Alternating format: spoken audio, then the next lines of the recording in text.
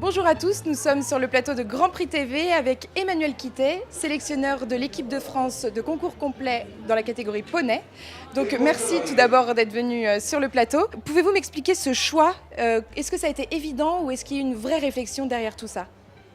Chaque année, c'est toujours très compliqué parce que habituellement, j'ai 2-3 couples qui s'imposent. J'essaie de composer mon équipe avec un quatrième, un ouvreur, et de trouver 2 remplaçants qui puissent éventuellement rentrer, qui soient équipables. Et puis, on n'est pas en France 15 couples, donc c'est toujours un petit peu compliqué d'arriver jusque-là et d'avoir des réservistes. Cette année, c'est une année exceptionnelle. J'ai à peu près une douzaine de couples capables de tourner très largement correctement le championnat d'Europe. Et donc, ça a été un déchirement de faire des choix. Alors quelle est la place des championnats de France dans votre processus de décision pour les Europes? Ça a toujours une place un petit peu importante parce que c'est la dernière épreuve. Donc on a fatalement des couples en forme. Et généralement le championnat de France, alors le championnat d'Europe, pardon, dans le circuit tournée des As, je suis toujours à la recherche de couples réguliers dans leur performance, qui sont capables de réaliser régulièrement des sans fautes au cross et au CSO, et puis qui progressent en dressage. Donc c'est un petit peu le fil conducteur.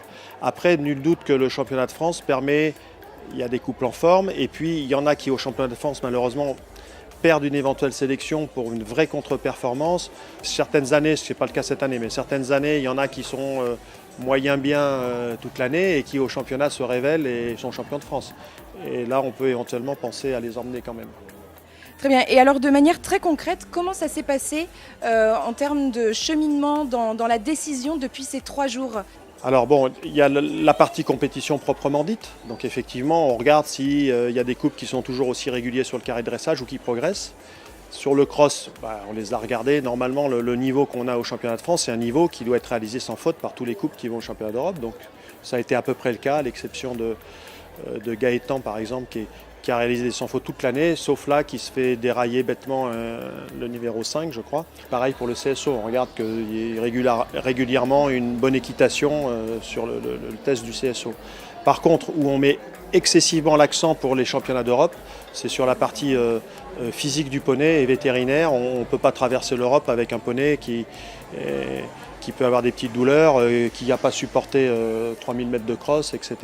Parce que en concours complet d'équitation, le test de la visite de l'inspection des poneys est un test, j'ai envie de dire, primordial.